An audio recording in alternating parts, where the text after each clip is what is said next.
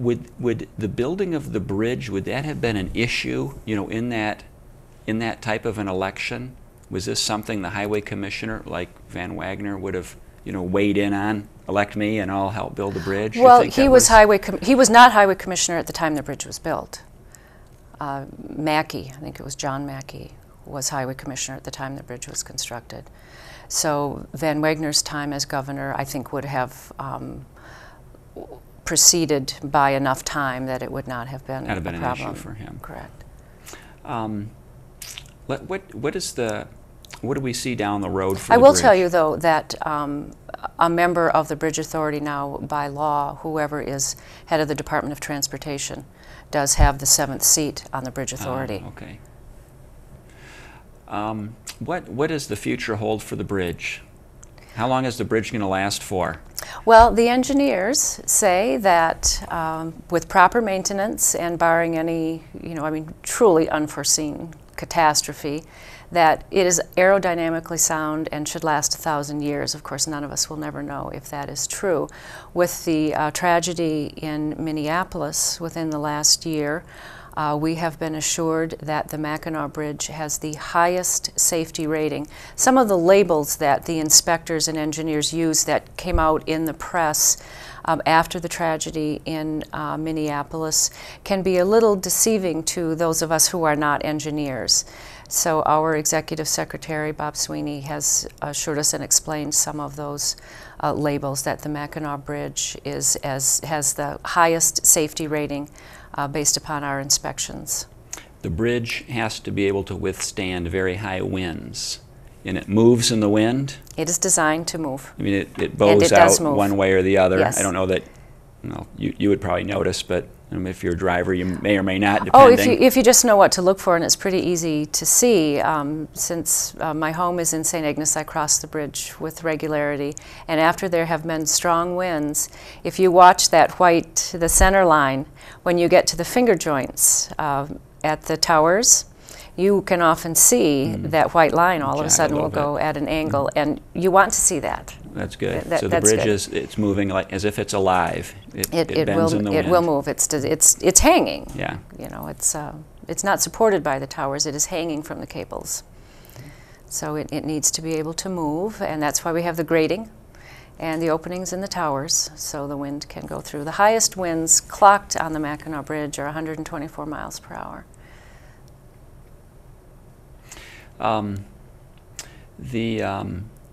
During the building of the bridge, it was a very hazardous work, and you had a lot of construction workers that played a role, that moved into the area, right, for the period of the work. I understand from my older brothers and sisters that it was really quite exciting. St. Ignace remains a very small town today. The current population is about 2,600.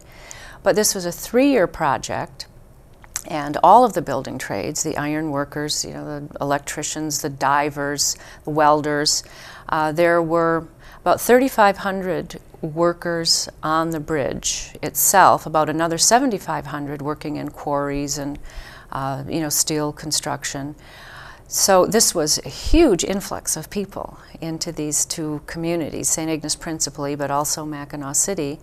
And my older brothers and sisters tell me about times in elementary school where the schools were too full and classes actually had to be held throughout the school year in church basements and in other large facilities because there were so many kids in town. And there were there are stories about ongoing poker games that really never ended until the project ended, and the workers then, many of them actually went on to the Verrazano Narrows project in New York City. And an author who is still alive, Gay Talese, wrote a book called The Bridge. And it is about the construction of the Verrazano Narrows, which is a suspension bridge, but many of those workers came from the Straits of Mackinac to go work on that bridge. And throughout, especially the early chapters, he talks about life as a bridge builder in St. Ignace. So that's kind of an interesting connection through these the many men from the building trades. Has the bridge fulfilled the promise of opening up the Upper Peninsula, connecting the two peninsulas. How has the bridge changed Michigan? I mean, obviously it's symbolic, and it eases, traffic crossing. We don't have the ferries anymore. But what has it meant for the Upper Peninsula, economically? Well, it has made life much easier for residents of the Upper Peninsula. My family has lived in the Upper Peninsula for, well over 100 years. And I can tell you that my mother, having to deliver, and this is just a very personal, and then I can give you a sort of a larger picture. She had 11 children, and when she had to go to Petoskey to deliver those babies, because there was no hospital in St. Ignace, she had to wait for the car ferry, get in line, they had to stoke the coal, get over to Mackinac City, and then drive to St. Ignace. So on a very personal level, it made life very easy, and it made health care more accessible for people. It made shopping more accessible. The high school basketball teams could then much more easily and cheaply compete. The eastern end of the Upper Peninsula can compete with schools of similar size. For example, St. Ignace will play Rogers City and Onaway and Petoskey and Traverse City, whereas before they had to travel really long distances for any sort of competition, sports competition in the Upper Peninsula. Commercially, we're only 50 miles from the International Bridge in Sault Ste. Marie. So I know from my experience working with the Department of Transportation as an Assistant Attorney General that the trucking, just commerce that can cross the bridge now, whereas before everything had to come by railroad car and get on railroad ferry to cross the bridge.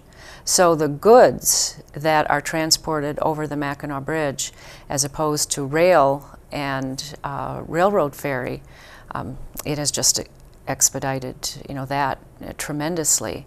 In terms of my little town, ironically, because my grandfather, Prentice Brown, he was born there, it was his home.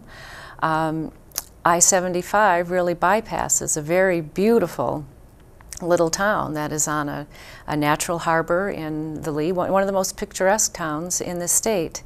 And we're hopeful that through this bridge celebration, more people will actually get off the beaten path and, take some diversions and enjoy the eastern Upper Peninsula and the Straits area.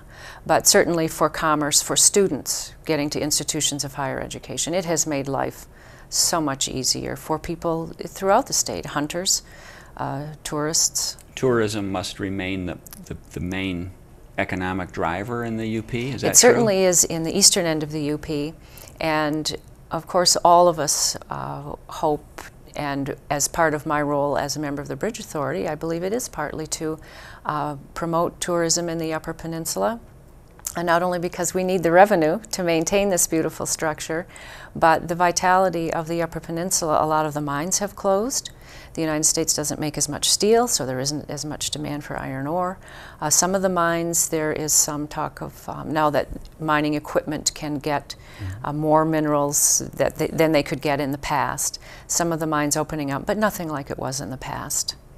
My guest has been Barbara Brown, who is Vice Chair of the Mackinac Bridge Authority. Barbara, we only have a minute or so left. Is there anything else we should know about the Mackinac Bridge in its 50th anniversary?